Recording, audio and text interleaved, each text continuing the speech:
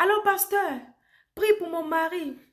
Allô, pasteur, prie pour ma femme. Allô, pasteur, à minuit. Allô, pasteur, mon enfant fait des cauchemars. Prie pour lui.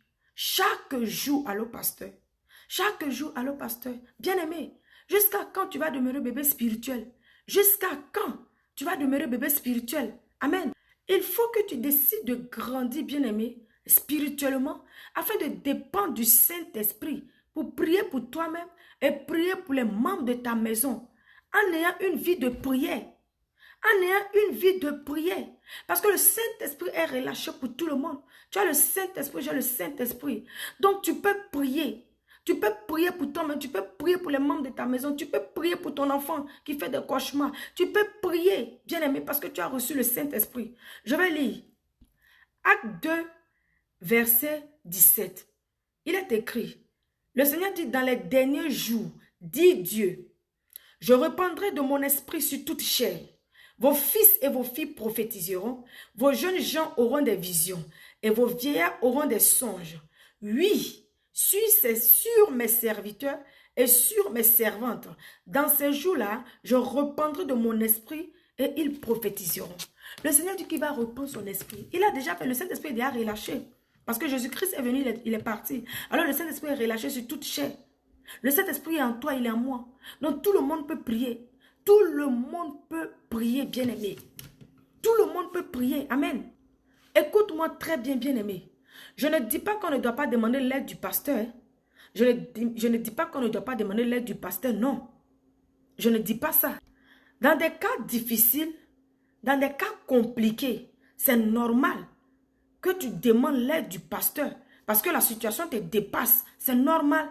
Dans des cas compliqués et difficiles, c'est normal que tu demandes l'aide du pasteur. Amen. C'est normal que tu demandes l'aide du pasteur. Mais il y a des petites choses, bien-aimées, que tu peux régler toi-même dans la prière. Si tu es en communion avec Dieu. C'est pourquoi chaque temps je parle de la communion avec Dieu. Je parle de la vie de prière, bien-aimé. Tu as le Saint-Esprit. Ne laisse pas le Saint-Esprit dormir en toi. Il est là pour nous aider. C'est pourquoi il a été envoyé. Pour nous aider. Donc si tu te lèves dans la prière, le Saint-Esprit aussi est là. Il va te soutenir. Mais si tu ne pries pas du tout, tu vas toujours dépendre du pasteur. Ce n'est pas bien, bien-aimé. Ce n'est pas bien parce que tu dois aussi avoir ta propre communion avec Dieu. Tu dois prier. Tu dois être en communion avec Dieu. Amen. Si tu as des problèmes, qu'il arrive que le pasteur n'est pas là, il a voyagé, il allait très loin. Toi, tu fais comment? La situation va tomber sur toi comme ça et tu ne sauras pas quoi faire. C'est-à-dire que la situation va avoir la victoire sur toi, tu ne sauras pas quoi faire. C'est pourquoi le Saint-Esprit est relâché. Pour que tout le monde puisse prier, tout le monde puisse s'adresser à Dieu. Amen, bien-aimé. Donc, il y a des petites choses, bien-aimé, que toi-même, tu peux régler. C'est de ça que je parle. C'est de ça que je parle. Il y a des petites situations que tu n'as pas besoin de déranger l'homme de Dieu. Rapidement à la maison, tu rentres dans ta chambre, tu fermes la porte, tu commences à prier. Oh, si c'est ton enfant, tu prends autorité parce que tu es sa mère ou tu es son père. Tu commences à prier. Tu pries. Et puis voilà, la situation s'est réglée. Tout le monde a la paix, tranquillité. Amen. Le pasteur est là pour nous enseigner la parole de Dieu. Pour nous apprendre les bases bibliques. Comme le maître et son élève. C'est ça le rôle du pasteur. C'est pourquoi les dimanches, on va à l'église. On va à l'église. Quand on arrive à l'église, il nous enseigne. Il nous enseigne la parole de Dieu. Il nous enseigne les révélations qu'il a reçues. Il nous enseigne la Bible. Il nous enseigne pour que si on arrive chez nous, on les met en pratique. Pour qu'on puisse les mettre en pratique dans nos vies de tous les jours. À la maison, partout, on doit les mettre en pratique. C'est pourquoi on va à l'église. Ça, c'est le rôle du pasteur, ça. Pour nous enseigner la parole de Dieu, pour nous apprendre les bases bibliques. Maintenant, si la situation te dépasse, parce que lui, il a une onction supérieure à toi, tu peux courir vers lui, tu peux demander son aide, il va t'aider. Mais pas chaque temps, bien-aimé. Toi, tu ne peux pas baisser les bras, tu ne pries pas, tu ne fais rien, tu vas seulement à l'église, tu déposes ton offrande, ta dîme, et puis tu viens, et puis voilà, c'est le pasteur qui doit faire tout. Non. C'est pourquoi tu vas voir, parfois, il y a des résultats que tu n'as pas. Il y a des résultats là que tu n'as pas. Parce que toi-même, tu n'es pas en communion avec Dieu. Tu as mis une personne entre toi et Dieu. Tu as mis une personne entre toi et Dieu. Donc, c'est pourquoi il y a des résultats là, bien-aimé, que tu n'arrives pas à obtenir. Il y a des résultats que tu n'arrives pas à obtenir parce que toi-même, tu ne veux pas te lever dans la prière. Tu ne veux pas être vraiment en communion avec Dieu pour lui parler. Parce que le pasteur ne peut pas, tu vas lui dire, c'est vrai, il va prier, mais toi-même, si toi-même tu viens devant Dieu, tu sais comment lui présenter la chose, parce que c'est toi tu vis la chose, c'est toi-même tu connais bien la chose, et puis Dieu aussi connaît la chose en toi. Donc quand tu viens prier là, vraiment, le Seigneur agit rapidement. Amen. Le Seigneur agit rapidement. Amen. Mais il y a des gens là, il y a des personnes, ils ne font même pas d'efforts. Ils ne prient pas, ils ne sont pas en communion avec Dieu. C'est-à-dire que c'est les dimanches seulement, eux, ils sont à l'église. Les dimanches, ils vont à l'église, après le culte, ils rentrent chez eux, ils sont à la maison. Ce sont eux là qui dérangent chaque temps le pasteur. Allô pasteur, allô pasteur, allô pasteur, allô pasteur. Quand le pasteur aussi est fatigué, maintenant il ne décroche plus ton appel. Il ne décroche plus ton appel, c'est normal, il est fatigué. Il t'apprend la Bible à l'église. Il t'enseigne la parole de Dieu à l'église. Tu ne veux même pas faire d'efforts. Non, c'est pourquoi parfois quand vous appelez l'homme de Dieu, là, il ne décroche pas. Quand vous envoyez des messages aussi, il ne répond pas. Parce qu'il est fatigué. Il y a beaucoup de brebis. Si tu ne veux pas grandir, lui passe à autre chose. Amen. Si tu ne veux pas grandir, lui passe à autre chose. Donc il est important qu'on ait une vie de prière. Qu'on soit en communion avec Dieu pour régler certaines choses de nos vies. Amen. Écoute-moi très bien, bien-aimé. Je te parle par expérience. Il y a des choses de ta vie que Dieu veut révéler à toi seul. Il y a des choses, il y a des domaines de ta vie, bien-aimé, que le Seigneur veut révéler à toi seul. Il ne veut pas que quelqu'un d'autre sache. Amen. Dieu veut que tu sois la seule à connaître cette révélation, à connaître ce domaine de ta vie. Pour tes enfants, pour ton époux, pour ton épouse, pour ta maison. Dieu veut révéler à toi seul. C'est pourquoi il est important d'être en communion avec Dieu. C'est pourquoi il est important d'avoir une vie de prière. Parce que le Seigneur veut révéler ça à toi seul. Dieu ne va pas révéler tout ce qui te concerne à un pasteur. Parce qu'il y a des domaines de ta vie là. Ce sont des secrets. Il y a des domaines de ta vie. Dieu ne veut pas que quelqu'un sache. Et Dieu veut que ça soit entre toi et lui. Et personne d'autre. Et personne d'autre. Pour cela, tu dois avoir une vie de prière. Pour que le Seigneur puisse vraiment te révéler. Tu dois être en intimité avec lui. Pour qu'il te révèle ces choses-là qui sont cachées. Je te parle par expérience, bien-aimé. Il y a des choses même de ta vie, bien-aimé. Il y a des domaines de ta vie, bien-aimé, que le Seigneur va te révéler. C'est-à-dire quand tu es en communion avec lui, il va te révéler à toi seul. Et il va te convaincre même de ne pas dire à quelqu'un. Il va te convaincre même de ne pas témoigner. Ce n'est pas tous les témoignages aura. Hein? Il y a des domaines de ta vie que le Seigneur va te révéler, bien-aimé. Il va te convaincre de ne pas dire à quelqu'un. De garder ça. C'est entre toi et lui. De ne même pas témoigner ça.